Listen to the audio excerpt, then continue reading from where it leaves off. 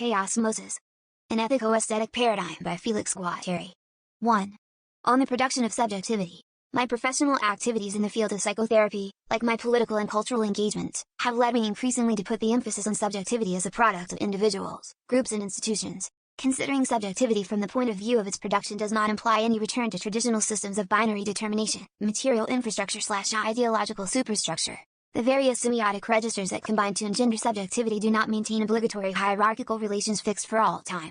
Sometimes, for example, economic semiotization becomes dependent on collective psychological factors. Look at the sensitivity of the stock exchange to fluctuations of opinion. Subjectivity is in fact plural and polyphonic, to use Mikhail Bakhtin's expression. It recognizes no dominant or determinant instance guiding all other forms according to a univocal causality. At least three types of problem prompt us to enlarge the definition of subjectivity beyond the classical opposition between individual subject and society, and in so doing, revise the models of the unconscious currently in circulation, the eruption of subjective factors at the forefront of current events, the massive development of machinic productions of subjectivity and, finally, the recent prominence of ethological and ecological perspectives on human subjectivity. Subjective factors have always held an important place in the course of history, but it seems that with the global diffusion of the mass media they are beginning to play a dominant role.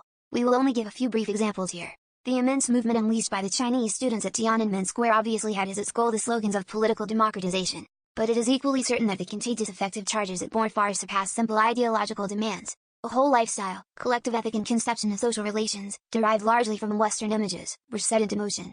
And in the long run tanks won't be able to stop Hitlers in Hungary or Poland, collective existential mutation will have the last word. All the same, large movements of subjectivation don't necessarily develop in the direction of emancipation. The massive subjective revolution which has been developing among the Iranian people for more than 10 years is focused on religious archaisms and generally conservative social attitudes, particularly with regard to the position of women. This is a sensitive issue in France, because of the events in the Maghreb and the repercussions of these repressive attitudes to women in the area of immigration. In the Eastern Bloc, the fall of the Iron Curtain didn't happen as the result of armed insurrection but through the crystallization of an immense collective desire annihilating the mental substrate of the post-Stalin totalitarian system. This is a phenomenon of extreme complexity, since it intermingles emancipatory aspirations with retrogressive, conservative, even fascist, drives of a nationalistic, ethnic and religious nature.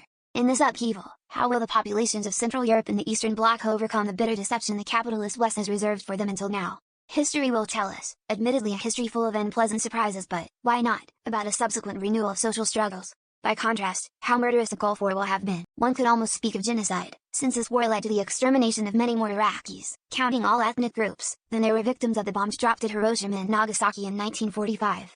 With the passage of time it seems clear that what was at stake was an attempt to bring the Arab populations to heel and reclaim world opinion. It had to be demonstrated that the Yankee way off subjectivation could be imposed by the combined power of the media and arms. Generally, one can say that contemporary history is increasingly dominated by rising demands for subjective singularity quarrels over language, autonomous demands, issues of nationalism and of the nation, which, in total ambiguity, express on the one hand an aspiration for national liberation, but also manifest themselves in what I would call conservative re-territorializations of subjectivity. A certain universal representation of subjectivity, incarnated by capitalist colonialism in both East and West, has gone bankrupt, although it's not yet possible to fully measure the scale of such a failure. Today, as everyone knows, the growth of nationalism and fundamentalism in Arab and Muslim countries may have incalculable consequences not only on international relations, but on the subjective economies of hundreds of millions of individuals. It's the whole problematic of disarray as well as the mounting demands of the Third World, the countries of the South, which are thus stamped with an agonizing question mark. As things stand, sociology, economic science, political science and legal studies appear poorly equipped to account for this mixture of archaic attachments to cultural traditions that nonetheless aspire to the technological and scientific modernity characterizing the contemporary subjective cocktail. Traditional psychoanalysis, for its part, is hardly better placed to confront these problems, due to its habit of reducing social facts to psychological mechanisms. In such conditions it appears opportune to forge a more transversalist conception of subjectivity, one which would permit us to understand both its idiosyncratic territorialized couplings, existential territories, and its opening onto value systems, incorporeal universes, with their social and cultural implications. Should we keep the semiotic productions of the mass media, informatics, telematics and robotics separate from psychological subjectivity?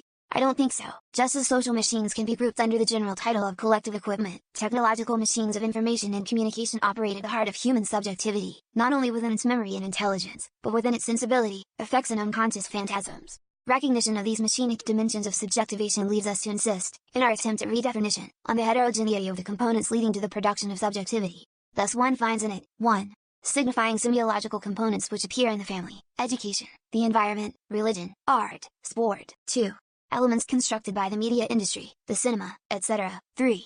signifying semiological dimensions that trigger informational sign machines, and that function in parallel or independently of the fact that they produce and convey significations and denotations, and thus escape from strictly linguistic axiomatics. The different currents of structuralism have given neither autonomy nor specificity to this signifying regime, although authors like Julia Kristeva or Jacques Derrida have shed some light on the relative autonomy of this sort of component.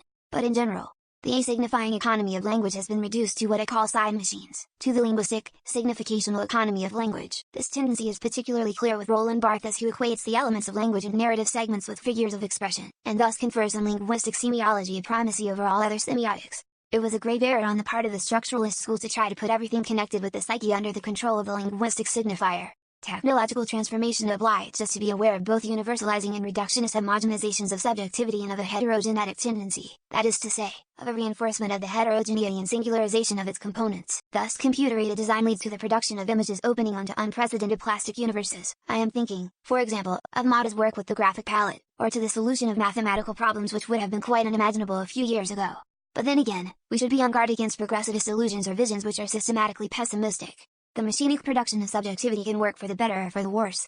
There exists an anti-modernist attitude which involves a massive rejection of technological innovation, particularly as it concerns the information revolution. It is impossible to judge such a machinic evolution either positively or negatively. Everything depends on its articulation within collective assemblages of enunciation. At best there is the creation, or invention, of new universes of reference. At the worst there is the deadening influence of the mass media to which millions of individuals are currently condemned. Technological developments together with social experimentation in these new domains are perhaps capable of leading us out of the current period of oppression and into a post-median era characterized by the reappropriation and resingularization of the use of media, access to databanks, video libraries, interactivity between participants, etc. The same movement towards the polyphonic and heterogenetic comprehension of subjectivity leads us to consider certain aspects of contemporary research into ethology and ecology.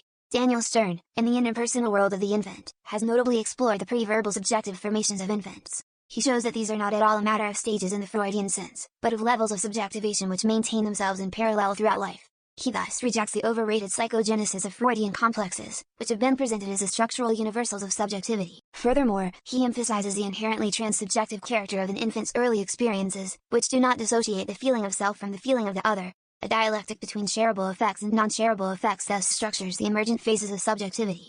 A nascent subjectivity, which we will continually find in dreams, delira, creative exaltation, or the feeling of love. Social ecology and mental ecology have found privileged sites of exploration in the experiences of institutional psychotherapy. I am obviously thinking of the clinic at Law Board, where I have worked for a long time. Everything there is set up so that psychotic patients live in a climate of activity and assume responsibility, not only with the goal of developing an ambience of communication, but also in order to create local centers for collective subjectivation. Thus it's not simply a matter of remodeling a patient's subjectivity, as it existed before a psychotic crisis, but of a production sui generis. For example, certain psychotic patients, coming from poor agricultural backgrounds, will be invited to take up classic arts, drama, video, music, etc., whereas until then, these universes had been unknown to them. On the other hand, bureaucrats and intellectuals will find themselves attracted to material work, in the kitchen, garden, pottery, horse riding club. The important thing here is not only the confrontation with a new material of expression, but the constitution of multiple exchanges between individual group machine. These complexes actually offer people diverse possibilities for recomposing their existential corporeality, to get out of their repetitive impasses and, in a certain way, to resingularize themselves. Crafts of transference operate in this way, not issuing from ready-made dimensions of subjectivity crystallized into structural complexes, but from a creation which itself indicates a kind of aesthetic paradigm. One creates new modalities of subjectivity in the same way that an artist creates new forms from the palette. In such a context, the most heterogeneous components may work towards a patient's positive evolution, relations with architectural space, economic relations, the co-management by patient and carer of the different vectors of treatment, taking advantage of all occasions opening onto the outside world, a processual exploitation of event-centered singularities, everything which can contribute to the creation of an authentic relation with the other. To each of these components of the caring institution there corresponds a necessary practice. We are not confronted with a subjectivity given as in itself, but with processes of the realization of autonomy, or of autopoiesis, in a somewhat different sense from the one Francisco Varela gives this term. Let us now examine an example of the use of the psyche's ethological and ecological resources in the domain of family psychotherapy. We are borrowing this example from the movement which, around Monielheim, is attempting to free itself from the grip of systemic theories that circulate in Anglo-Saxon countries and in Italy. Here also the inventiveness of treatment distances us from scientific paradigms and brings us closer to an ethico-aesthetic paradigm. Therapists get involved, take risks and put their own phantasms into operation, creating a paradoxical climate of existential authenticity accompanied by a playful freedom and simulacra. Family therapy produces subjectivity in the most artificial way imaginable.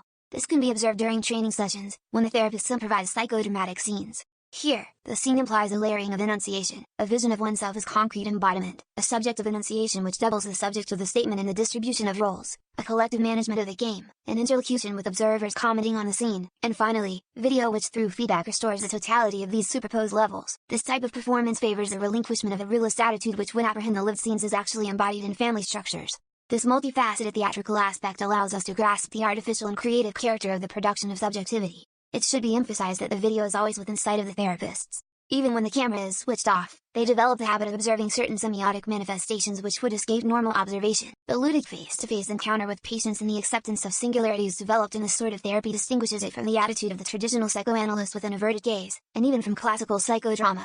Whether one considers contemporary history, machinic semiotic productions, the anthology of infancy, or social and mental ecology, we witness the same questioning of subjective individuation, which certainly survives, but is wrought by collective assemblages of enunciation. At this stage, the provisional definition of subjectivity I would like to propose as the most encompassing would be the ensemble of conditions which render possible the emergence of individual and/or collective instances as self-referential existential territories, adjacent, or in a delimiting relation, to an alterity that is itself subjective. We know that in certain social and semiological contexts, subjectivity becomes individualized. Persons, taken as responsible for themselves, situate themselves within relations of already governed by familial habits, local customs, judicial laws, etc. In other conditions, subjectivity is collective, which does not, however, mean that it becomes exclusively social. The term collective should be understood in the sense of a multiplicity that deploys itself as much beyond the individual, on the side of the socius, as before the person, on the side of pre-verbal intensities, indicating a logic of effects rather than a logic of delimited sets. The conditions of production sketched out in this redefinition thus together imply human intersubjective instances manifested by language, suggestive and identificatory examples from mythology, institutional interactions of different natures, machinic apparatuses, for example, those involving computer technology, incorporeal universes of reference such as those relative to music and the plastic arts. This non-human pre-personal part of subjectivity is crucial since it is from this that its heterogenesis can develop. It would be to misjudge Deleuze and Foucault, who emphasize the non-human part of subjectivity, to suspect them of taking anti-humanist positions. That's not the issue. Rather, it's a question of being aware of the existence of machines of subjectivation which don't simply work within the faculties of the soul, interpersonal relations or intrafamilial complexes. Subjectivity does not only produce itself through the psychogenetic stages of psychoanalysis or the mathematics of the unconscious, but also in the large-scale social machines of language and the mass media which cannot be described as human. A certain balance still needs to be struck between structuralist discoveries, which are certainly not unimportant, and their pragmatic application, so as not to flounder in the social abandon of postmodernism. With his concept of the unconscious, Freud postulated the existence of a hidden continent of the psyche, where instinctual, affective and cognitive options in large part would be played out. Today we can't dissociate the theories of the unconscious from the psychoanalytic, psychotherapeutic, institutional and literary practices which make reference to it. The unconscious has become an institution, collective equipment understood in a broadest sense. One finds oneself rigged out with an unconscious the moment one dreams, delires, forgets or makes a slip of the tongue. Freudian discoveries, which I prefer to call inventions, have undoubtedly enriched the ways we can approach the psyche. I am certainly not speaking pejoratively of invention. In the same way that Christians invented a new form of subjectivation, courtly chivalry and romanticism, a new love, a new nature, and Bolshevism a new sense of class, the various Freudian sects have secreted new ways of experiencing, or even of producing, hysteria, infantile neurosis, psychosis, family conflict, the reading of myths, etc. The Freudian unconscious has itself evolved in the course of its history. It has lost the seething richness and disquieting atheism of its origins and, in its structuralist version, has been recentered on the analysis of the self, its adaptation to society, and its conformity with a signifying order. My perspective involves shifting the human and social sciences from scientific paradigms towards ethico-aesthetic paradigms. It's no longer a question of determining whether the Freudian unconscious or the Lacanian unconscious provides scientific answers to the problems of the psyche. From now on these models, along with the others, will only be considered in terms of the production of subjectivity, inseparable as much from the technical and institutional apparatuses which promote it as from their impacts on psychiatry, university teaching or the mass media. In a more general way, one has to admit that every individual and social group conveys its own system of modelizing subjectivity, that is, a certain cartography, composed of cognitive references as well as mythical, ritual and symptomatological references, with which it positions itself in relation to its effects and anguishes, and attempts to manage its inhibitions and drives. Psychoanalytic treatment confronts us with a multiplicity of cartographies, that of the analyst and analysand, and of the family, the neighborhood, etc. It is the interaction of these cartographies that will provide regimes to the different assemblages of subjectivation. None of them, whether phantasmatic, delirious or theoretical, can be said to express an objective knowledge of the psyche. All of them are important insofar as they support a certain context, a certain framework, an existential armature of the subjective situation. Our question here is not simply of a speculative order, but is posed in very practical ways. How appropriate are concepts of the unconscious, offered to psychoanalytic market, to actual conditions of the production of subjectivity? Should they be transformed? Should new ones be invented? This question of modelization, more exactly of psychological metamodelization, leads to an evaluation of the usefulness of these cartographic instruments, these concepts from psychoanalysis, systems theory, etc. Do we use them as a grid for an exclusive universal reading,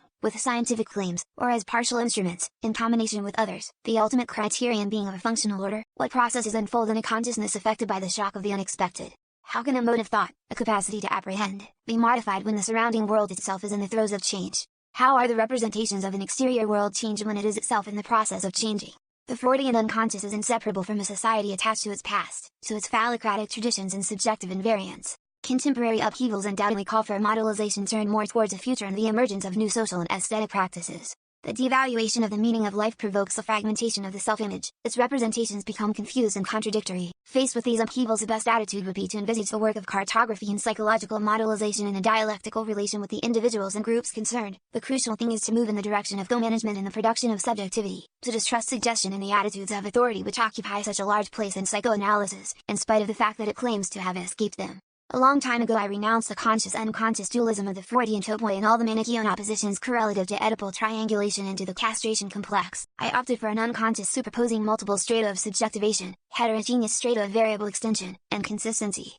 Thus a more schizo-unconscious, one liber from familial shackles, turned more towards actual praxis, towards fixations on, and regressions to, the past, and a flux of abstract machines rather than of structure and language. I don't, however, con me schizoanalytic cartography to be scientific theo just as an artist borrows from his precursors and contemporaries the traits which suit him. I invite those who read me to take or reject my concepts freely. The important thing is not the final result but the fact that the multi-componential cartographic method can coexist with the process of subjectivation, and that a reappropriation, an autopoiesis, of the means of production of subjectivity can be made possible.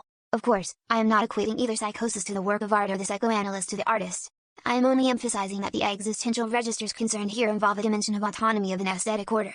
We are faced with an important ethical choice: either we objectify, reify, scientific subjectivity, or, on the contrary, we try to grasp it in the dimension of its processual creativity. Kant established that the judgment of taste involved subjectivity in its relation to the other in a certain attitude of disinterestedness. But it is not enough to designate the categories of disinterestedness and freedom as the essential dimension of the unconscious aesthetic without clarifying their active mode of insertion into the psyche. How do certain semiotic segments achieve their autonomy, start to work for themselves and to secrete new fields of reference?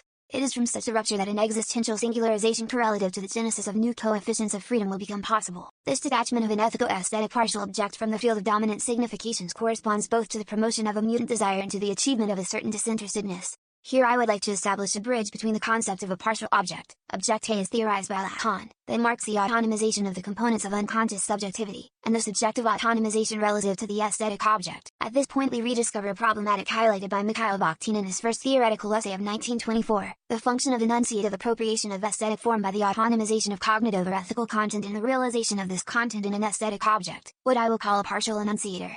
I am attempting to draw the psychoanalytic partial object that is adjacent to the body, the point of coupling of the drive, towards the partial enunciation. The expansion of the notion of partial object, to which Lacan contributed with the inclusion of the gaze and the voice in the object A, needs to be followed up. This entails expanding the category to cover the full range of nuclei of subjective autonomization relative to group subjects, and to instances of the production of subjectivity, machinic, ecological, architectural, religious, etc. Bakhtin described a transference of subjectivation operating between the author and the contemplator of a work of art, the spectator, in Marcel Duchamp's sense. According to Bakhtin, in this movement the consumer in some way becomes co-creator, the aesthetic form only achieving this result through the device of an isolating or separating function of such a kind that the expressive material becomes formally creative. The content of the work of art detaches itself from its connotations that are as much cognitive as aesthetic. Isolation or detachment relates not to the material, not to the work as thing, but to its significance, to its content, which is freed from certain necessary connections with the unity of nature and the unity of the ethical event of being. There is a certain type of fragment of content that takes possession of the author to engender a certain mode of aesthetic enunciation.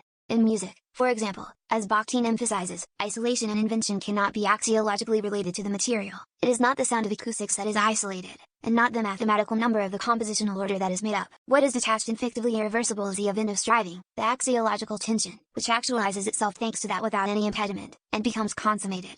In the domain of poetry, in order to detach itself, autonomize itself, culminate itself, creative subjectivity will tend to seize upon 1. The sonority of the word, its musical aspect, 2. Its material significations with their nuances and variants, 3. Its verbal connections, 4.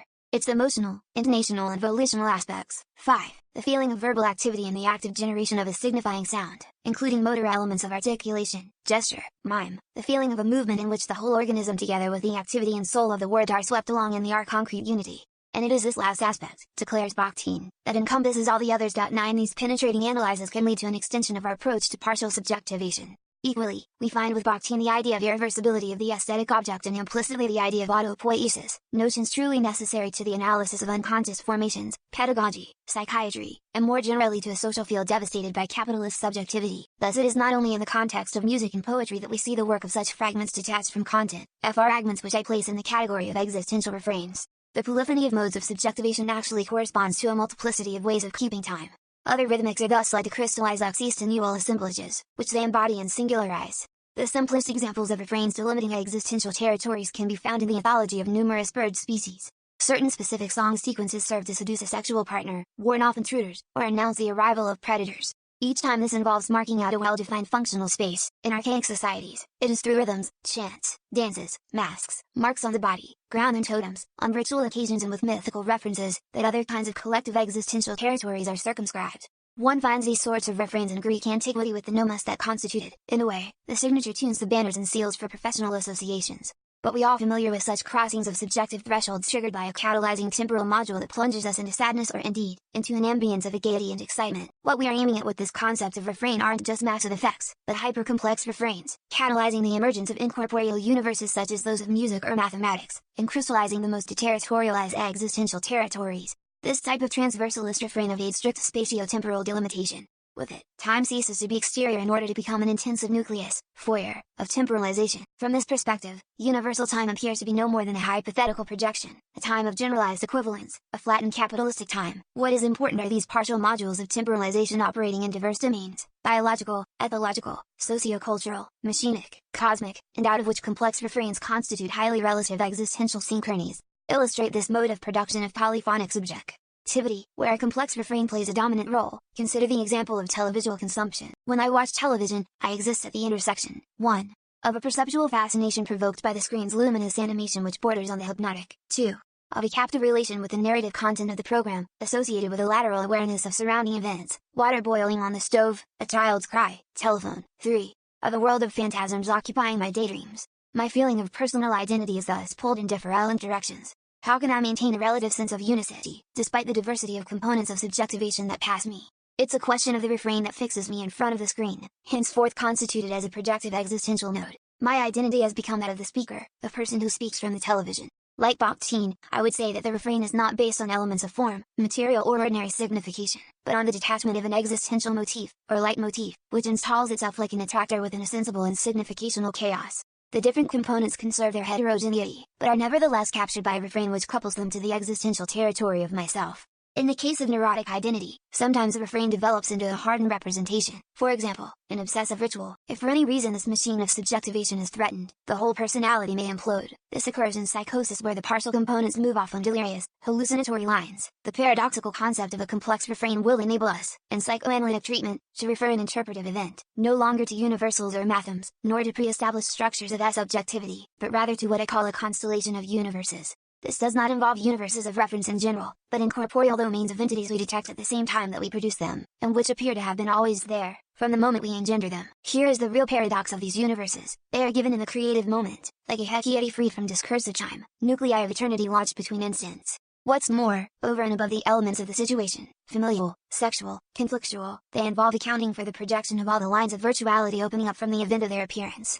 Take a simple example. A patient in the course of treatment remains stuck on a problem, going around in circles, and coming up against a wall. One day he says, without giving it much thought, I've been thinking of taking up driving lessons again. I haven't driven for years. Or, I feel like learning word processing. A remark of this kind may remain unnoticed in a traditional conception of analysis. However, this kind of singularity can become a key, activating a complex refrain, which will not only modify the immediate behavior of the patient, but open up new fields of virtuality for him, the renewal of contact with long-lost acquaintances, revisiting old haunts, regaining self-confidence. In this, a rigid neutrality or non-intervention would be negative. It's sometimes necessary to jump at the opportunity, to approve, to run the risk of being wrong, to give it a go, to say, yes, perhaps this experience is important. respond to the event as a potential bearer of new constellations of universes of reference. This is why I have opted for pragmatic interventions orientated towards the construction of subjectivities, towards the production of fields of virtualities which wouldn't simply be polarized by a symbolic hermeneutic centered on childhood. In this conception of analysis, time is not something to be endured, it is activated, orientated, the object of qualitative change. Analysis is no longer the transferential interpretation of symptoms as a function of a pre-existing, latent content, but the invention of new catalytic nuclei capable of bifurcating existence. A singularity, a rupture of sense, a cut, a fragmentation, the detachment of a semiotic content, in a Dadaist or surrealist manner, can originate mutant nuclei of subjectivation, just as chemistry has to purify complex mixtures to extract atomic and homogeneous molecular matter, thus creating an infinite scale of chemical entities that have no prior existence. The same is true in the extraction and separation of aesthetic subjectivities or partial objects, in the psychoanalytic sense, that make an immense complexification of subjectivity possible. Harmonies, polyphonies, counterpoints, rhythms and existential orchestrations, until now unheard and unknown, and essentially precarious, deterritorializing complexification, constantly threatened by reterritorializing subsident GE, above all in the contemporary context where the primacy of information fluxes that are machinically engendered threaten to lead to a generalized dissolution of old existential territorialities. In the early phases of industrial society the demonic still continued to flower, but since then mystery has become a rarer and rarer commodity. One need only evoke the desperate quest of Vitkiewicz to grasp an ultimate strangeness of being which literally appeared to slip between his fingers. In these conditions, the task of the poetic function, in an enlarged sense, is to recompose artificially rarefied, resingularized universes of subjectivation. For them, it's not a matter of transmitting messages, investing images as aids to identification, patterns of behavior as props or modelization procedures, but of catalyzing existential operators capable of acquiring consistence and persistence. This poetic existential catalysis that we find at work in the midst of scriptural, vocal, musical or plastic discursivities engages quasi-synchronically the enunciative crystallization of the creator, the interpreter and the admirer of the work of art. Like analyst and patient, its efficiency lies in its capacity to promote active, processual ruptures within semiotically structured, significational and denotative networks, where it will put emergent subjectivity to work, in Daniel Stern's sense. When it is effectively triggered in a given enunciative area, that is, situated in a historical and geopolitical perspective, such an analytico-poetic function establishes itself as a mutant nucleus of autoreferentiality and auto-valorization. This is why we must always consider it in two ways. 1. As a molecular rupture, an imperceptible bifurcation capable of overthrowing the framework of dominant redundancies, the organization of the already classified or, if one prefers, the classical order. 2. In the way that it selects certain segments of these very chains of redundancy, to confer on them the signifying existential function I have just evoked, thereby refraining them and producing virulent, partial fragments of enunciation operating as shifters of subjectivation. The quality of the base material matters little here, as one can see in repetitive music or Butoh dance, which, as Marcel Duchamp would have wished, are turned entirely towards the spectator.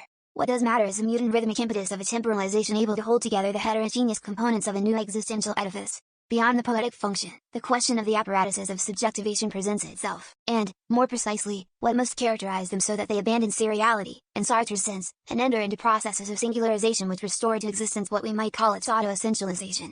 With the fading antagonisms of the Cold War, we enter a period when serious threats, posed by our productivist society to the human species, appear more distinctly.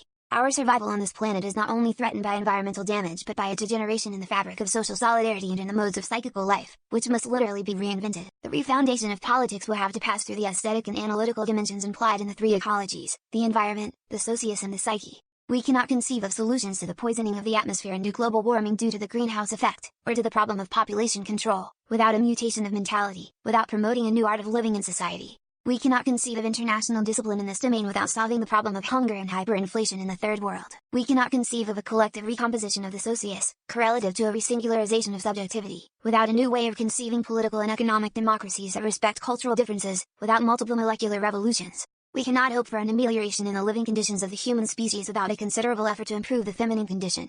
The entire division of labor, its modes of valorization and finalities need to be rethought.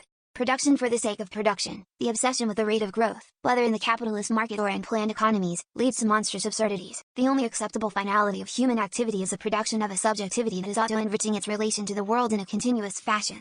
The productive apparatuses of subjectivity can exist at the level of megapoles as easily as at the level of an individual's language games. And to learn the intimate workings of this production, these ruptures of meaning that are auto-foundational of existence, poetry today might have more to teach us than economic science, the human sciences and psychoanalysis combined. That contemporary social transformations happen on a large scale by relatively progressive mutation of subjectivity, or in the moderately conservative fashion one sees in the Eastern Bloc, or in a clearly reactionary, indeed neo-fascistic manner in the Middle East, and that, at the same time, Such changes can take place on a molecular level, microphysical and focal sense, in political activity, in analytic treatment, in establishing an apparatus changing the life of the neighborhood, the way a school or psychiatric institution functions. The synergy of these two processes calls for a departure from structuralist reductionism and a refoundation of the problematic of subjectivity, a partial subjectivity, pre-personal, polyphonic, collective and machinic. Fundamentally, the question of enunciation gets decentered in relation to that of human individuation.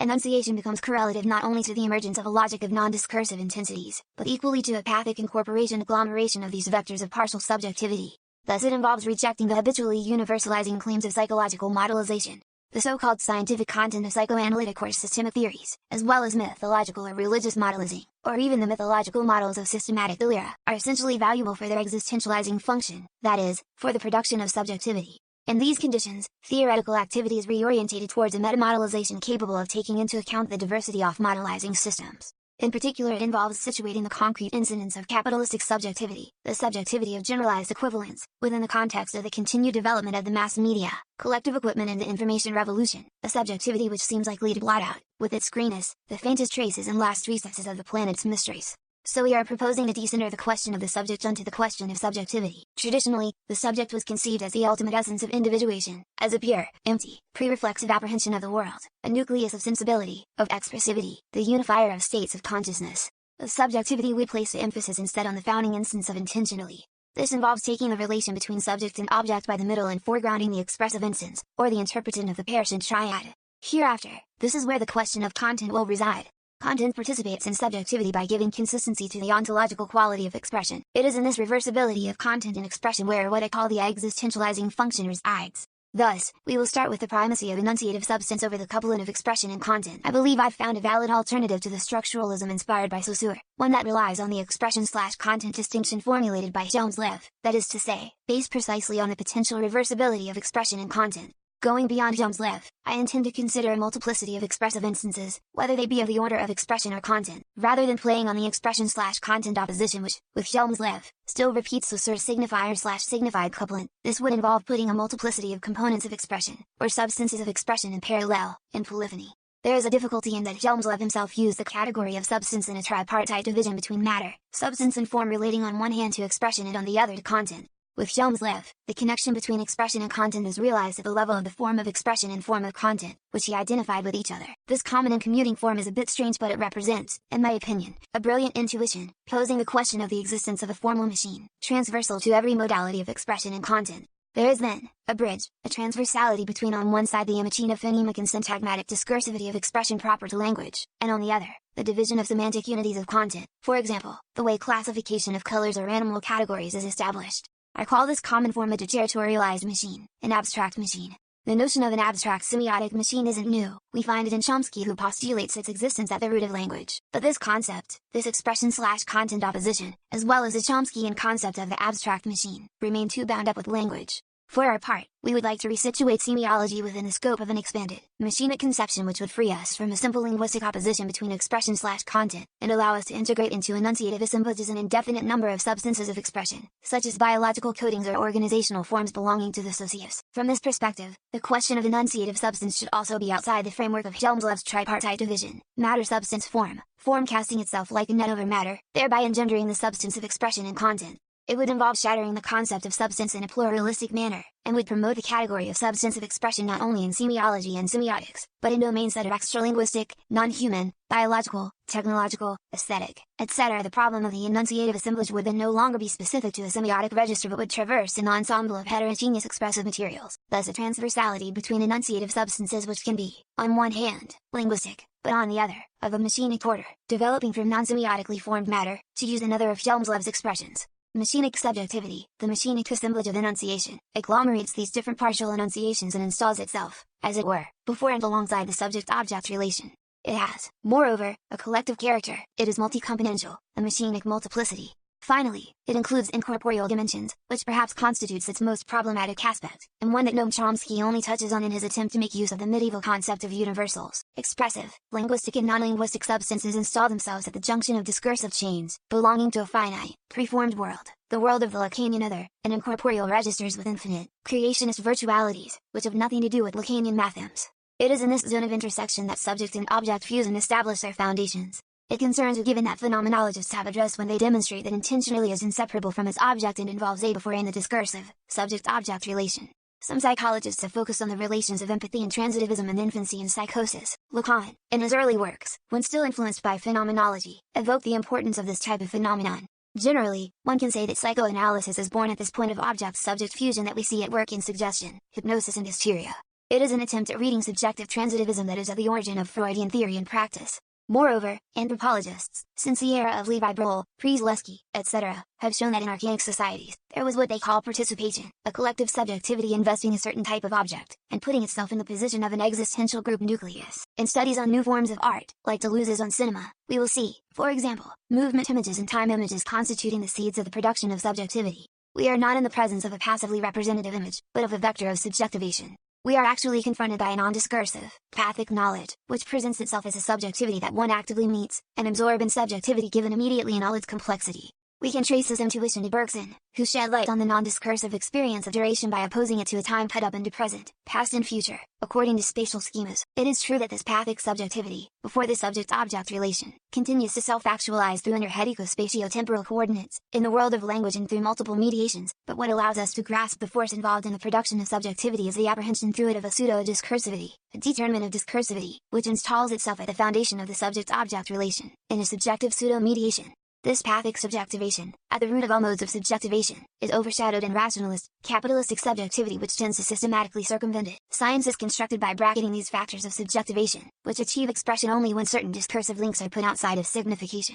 Freudianism, although impregnated with scientism, can, in its early stages, be characterized as a rebellion against a positivist reductionism which tended to do without these pathic dimensions. In Freudianism the symptom, the lapsus or joke are conceived as detached objects allowing a mode of subjectivity, which has lost its consistency, to find the path to a coming into existence. The symptom through its own repetitiveness functions like an existential refrain. The paradox resides in the fact that pathic subjectivity tends to be constantly evacuated from relations of discursivity, although discursive operators are essentially based on it. The existential function of assemblages of enunciation consists in this utilization of links of discursivity to establish a system of repetition, of intrinsic insistence, polarized between a territorialized existential territory and a territorialized incorporeal universes, two metapsychological functions we can describe as ontogenetic. The universes of referential value confer their own texture on machines of expression articulated in machinic films. Complex refrains, beyond the simple refrains of territorialization, restates the singular consistency of these universes. For example, the pathic apprehension of harmonic resonance is based on the diatonic scale deploys a foundation of consistency of polyphonic music, just as in another context the apprehension of the possible concatenation of numbers and algorithms deploys the foundation of mathematical idealities. The abstract machinic consistency which is thus conferred on assemblages of enunciation resides in the layering and ordering of partial levels of existential territorialization. What's more, the complex refrain functions as an interface between actualized registers of discursivity and non-discursive universes of virtuality. It is the most deterritorialized aspect of the refrain, its dimension of incorporeal universes of value which takes control of the most territorialized strata. It does this through a movement of deterritorialization that develops fields of the possible, tensions in value, relations of heterogeneity, of alterity, of becoming other. The difference between these universes of value and Platonic ideas is that the former do not have a fixed character. They involve constellations of universes, within which a component can affirm itself over others and modify the initial referential configuration and dominant mode of valorization. For example, we can see throughout the course of antiquity the primacy of a military machine based on metal weapons affirming itself over the despotic state machine, the writing machine, the religious machine, etc. The crystallization of such constellations can be overtaken during the course of historical discursivity, but never wiped out since it is an irreversible rupture in the incorporeal memory of collective subjectivity. Thus we are situated totally outside the vision of a being moving unchanged through the universal history of ontological formations. There are singular incorporeal constellations which belong to natural and human history and at the same time escape them by 1,000 lines of flight. The moment mathematical universes started to appear, it is no longer possible to act as though the abstract machines which support them had not always existed everywhere and for all time and as though they do not project themselves onto future possibles. We can no longer act as though polyphonic music had not been invented for the rest of time, both past and future. Such is the first stratum of ontological consistency of this function of existential subjectivation, which is situated within the perspective of a certain axiological creationism. The second is the embodiment of these values in the irreversibility of the being there of existential territories, which confer their character of autopoiesis and singularity onto the zones of subjectivation. In the logic of discursive ensembles which dictates the domains of fluxes and machinic films, there is always a separation between the poles of subject and object. The truth of a proposition answers to the law of the excluded middle. Each object appears in the relationship of binary opposition with a foundation. Whereas in pathic logic, there is no extrinsic global reference that can be circumscribed. The object relation is destabilized, and the functions of subjectivation are put into question. An incorporeal universe is not supported by coordinates embedded in the world, but by ordinates, by an intensive ordination coupled for better or worse to these existential territories. Territories which claim to encompass, in a single movement, the sum of everyday existence but which are in fact only based on derisory refrains, indexing if not their vacuity then at least the degree zero of their ontological intensity. Thus territory is never given as object but always as intensive repetition, as piercing existential affirmation. And I repeat, this operation is effected through the borrowing of semiotic links, detached and diverted from their signifying and coding tasks. Here, an expressive instance is based on a matter-form relation, which extracts complex forms from a chaotic material. The logic of discursive sets finds a kind of desperate fulfillment in capital, the signifier, and being with a capital B. Capital IS the referent for the generalized equivalence between labor and goods, the signifier the capitalistic referent for semiological expression, the great reducer of ontological polyvocality. The true, the good, the beautiful are normalizing categories for processes which escape the logic of circumscribed sets. They are empty referents, they create a void, they install transcendence in the relations of representation. To choose capital, the signifier or being, is to participate in a similar ethico-political option. Capital smashes all other modes of valorization. The signifier silences the infinite virtualities of minor languages and partial expressions. Being is like an imprisonment which blinds us to the richness and multivalence of universes of value which, nevertheless, proliferate under our noses. There is an ethical choice in favor of the richness of the possible, an ethics and politics of the virtual that decorporealizes and deterritorializes contingency, linear causality and the pressure of circumstances and significations which besiege us. It is a choice for processuality, irreversibility and resingularization. On a small scale, this redeployment can turn itself into the mode of entrapment, of impoverishment, indeed of catastrophe and neurosis. It can take up reactive religious references. It can annihilate itself in alcohol, drugs, television, and endless daily grind. But it can also make use of other procedures that are more collective, more social, more political, in order to question dualist oppositions, such as being or subject-object, and systems of Manichaean bipolar valorizations. I have proposed the concept of ontological intensity. It implies an ethico-aesthetic engagement with the enunciative assemblage, both in actual and virtual registers, but another element of the metamodelization proposed here resides in the collective character of machinic multiplicities. There is no personal logical totalization of the different components of expression, or the self-enclosed totalization of universes of reference, either in the sciences, the arts or in society. There is an agglomeration of heterogeneous factors of subjectivation. Machinic segments refer to a detotalized, deterritorialized mechanosphere, to an infinite play of interface. There is no being already installed throughout temporality. This questioning of dual, binary relations, being, or conscious-unconscious, implies a questioning of semiotic linearity, which always seems to be beyond question. Pathic expression is not placed in a relation of discursive succession in order to situate the object on the basis of a clearly delimited referent. Here we are in the register of coexistence, of crystallization of intensity. Time does not exist as an empty container, a conception which remains at the root of Einsteinian thought. The relations of temporalization are essentially those of machinic synchrony. There is a deployment of axiological ordinates, without the constitution of a referent exterior to this deployment. Here we are before the relation of extensionalizing linearity, between an object and its representative mediation within an abstract machinic complexion. Will we say of the incorporeal and virtual part of assemblages of enunciation that it is in voce according to a terminist, nominalist viewpoint, which makes semiotic entities the tributaries of a pure subjectivity, or will we say that they are in within the framework of a realist conception of the world, subjectivity being only an illusory artifact? But maybe it's necessary to affirm both these positions concurrently, the domain of virtual intensities establishing itself prior to distinctions being made between the semiotic machine, the referred object and the enunciative subject. It's from a failure to see that machinic segments are autopoietic and ontogenetic that one endlessly makes universalist reductions to the signifier into scientific rationality. Machinic interfaces are heterogenetic, they summon the alterity of the points of view we might have on demand, as a consequence, on the systems of metamodelization which allow us to account, in one way or another, for the fundamentally inaccessible character of their autopoietic nuclei. We need to free ourselves from a solitary reference to technological machines and expand the concept of machines so as to situate the machines adjacent to incorporeal universes of reference. Note that the categories of metamodelization proposed here, fluxes, machinic films, existential territories, incorporeal universes, are only of interest because they come in fours and allow us to break free of tertiary descriptions which always end up falling back into dualisms. The fourth term stands for an nth term, it is the opening onto multiplicity. What distinguishes metamodelization from modelization is the way it uses terms to develop possible openings onto the virtual and onto creative processuality.